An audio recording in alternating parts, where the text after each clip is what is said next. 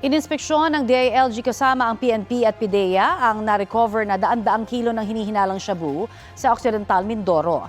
Ang mainit na balita hatid ni June Veneracion.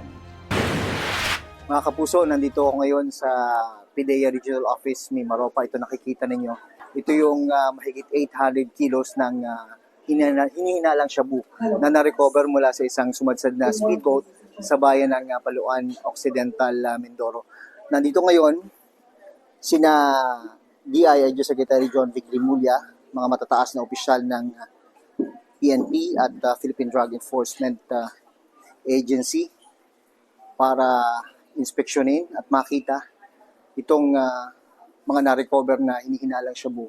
4 na hinihinalang Chinese national ang naaresto. Sila yung mga sakay nung sumadsad na speedboat. Bukod sa kanila, meron ding 2 Pilipino na sinasabing ang mission dapat ay i-rescue yung mga Chinese national.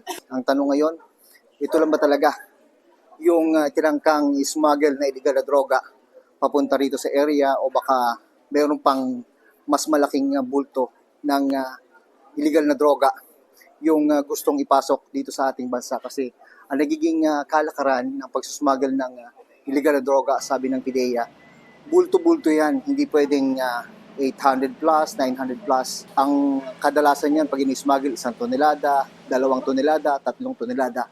Walang butal. So yun ngayon yung hamon sa mga otoridad. Hanapin pa kung meron pang natitirang iba pang shipment ng droga dito sa area. Ako po si June Veneracion para sa GMA Integrated News.